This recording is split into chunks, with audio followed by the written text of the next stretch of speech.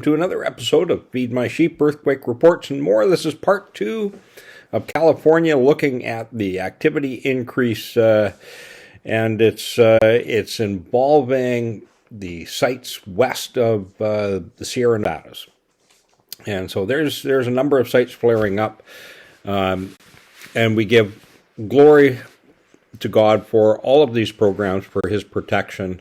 We're not going to say a full prayer. We're going to be doing short period segments here, but we appreciate your oversight, Father, Jesus, and Holy Spirit, your participation in all of this. To God's glory be this, all from this program, and for your protection for all the folks here.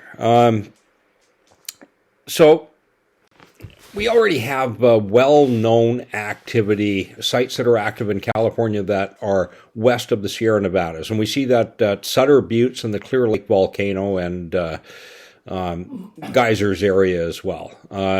Now, there's lesser-known sites that are south of there that are also very active. One of these is Mount Diablo, and it's lesser-known south of the Bay of San Fran. We've shown activity from this site on many previous programs going back a year.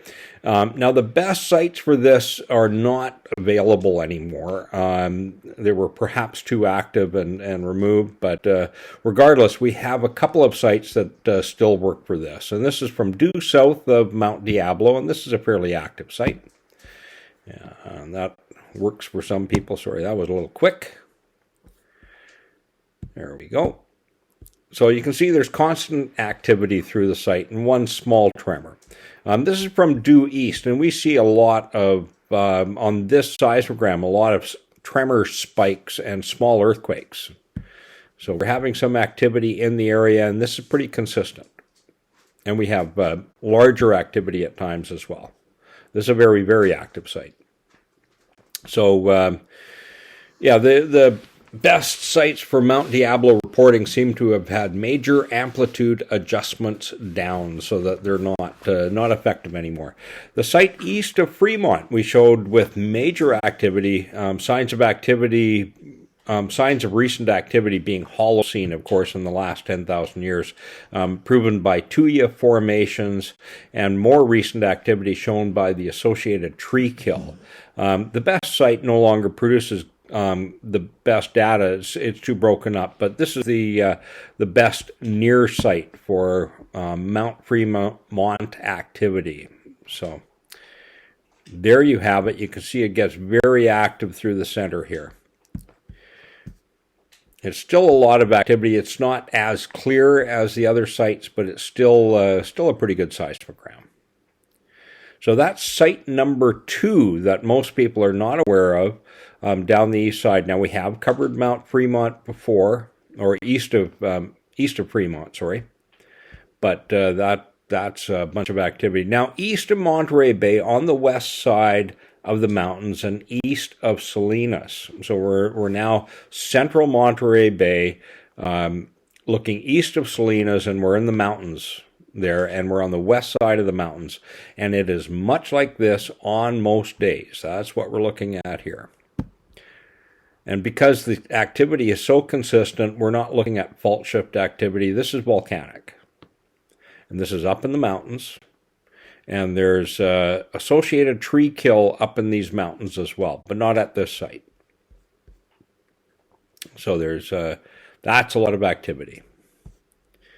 Volcanic signals, long period volcanic signals with some uplift fracturing and some small earthquakes as well. In these same mountains, but now we're south of Pacines, and this is a site with extensive tree kill right around it. So that's it there. It's not nearly as busy as the other site on the west side, but it's still very active, and it's still got some spikes of small earthquakes and tremors and long period magma infill. To the south, on the eastern edge of the mountains, and now we're south of San Benito. And this is an active site pretty much every day as well. So all of these sites that I'm showing you, they're active pretty much every day. And much at the same activity level that we're seeing. We're slowly seeing an increase, though. So there you are. I'll click on it there. And we're further south towards Bitterwater. Now, I suspect there might be some geothermal in this area, but I'm not certain. So I'm just going to show it to you and leave it at that. I can't determine that this is anything, exactly what it is what I should say. Now we're going to jump over to the wilderness mountains that begin east and south of Monterey Bay, south of the Carmel Valley, and we're starting southeast of the Carmel Highlands. So we're technically at the Carmel Valley latitude. So here we are. And this site has gotten much, much more busy than this as well. It has periods where it's super active, just as we saw with some of the sites in the previous program. And here you can see south of Jamesburg, we're getting into that very active period here. Now that's from the 14th. It's not as busy today. And this is from the 14th as well. 12 miles southeast of Slate's Hot Springs, and lots of treacle in the area and old lava flows. Now I've been tracking this site day after day after day, and I've got multiples of all of these sites, so I can back this up with for each one between 5 and 10 seismograms different days where it's active regularly, and over the course of I go through a lot of these seismograms. I save a lot of data, and that's why I can go back and I can grab something like this. So this is Slate's Hot Springs, about 12 miles east-southeast of Slate's Hot Springs. So we're well into the mountains. And there's a lot of treacle in the area and old lava flows. We're going to look at the lava flows here. And this is one of them. You can see there's a series of flows over top of each other. This is graduating down a slope. So this is higher, stepping down, stepping down, stepping down. And right here, we see an offset through the fault. And the sun's coming from this side, facing this way, and this is shadow. So there's a big uplift that occurred. This is a fault cut through here, and it offset it from one side to the other. This used to be connected to this. And this used to be connected up here, and this one up here. And with this lava flow offset, this one here was connected to this one here. You can see the angle across the two. And you can see the uplift because these edges of lava, they're strong enough to hold up, even though they're lifted up, and it's casting a big shadow.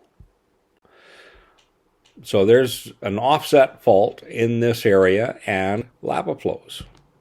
They're just eroding out. There's a road down here that you can't see, but this is a depression that goes through here, leading down to a road. So we're on a hillside, and that's what we're seeing. And let's close this one. And I just changed the angle, so we're not looking directly north.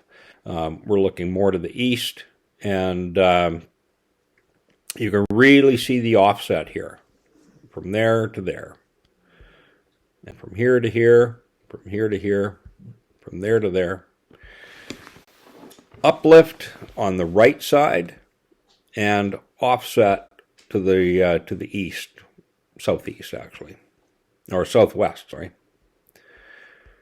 So this is a transverse fault, and this is what I was talking about in the area, having transverse faults through California that are not obvious, like the Garlock fault was not an obvious fault.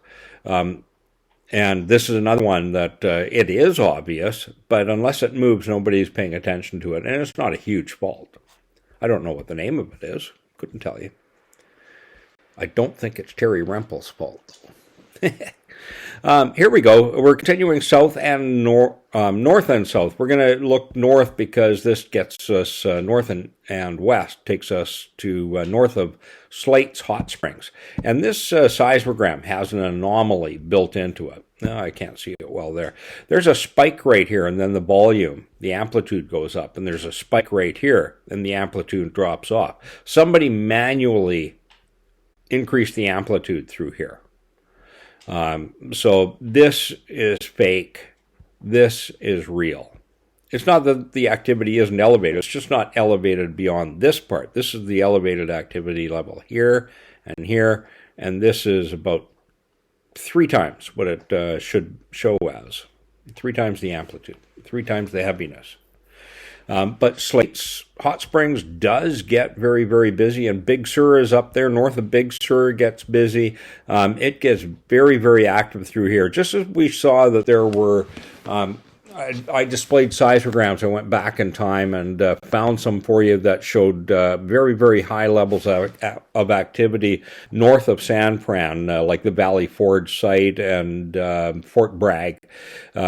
These sites get very, very busy as well. These are just kind of everyday sites right now. This is what they're like every day, and then they flare up well beyond this as well.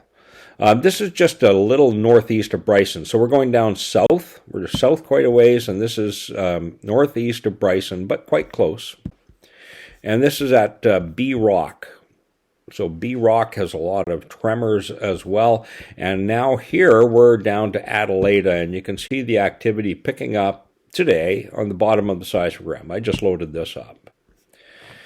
So there's lots of activity through the mountains, west of the Sierra Nevadas, down along the coast, the coastal mountains of California. So the activity that's near coastal, it's not just Clear Lake volcano and geysers. It's all the way down. It's all the way down. And we find it in the Hidden Hills area of LA, north of LA rather.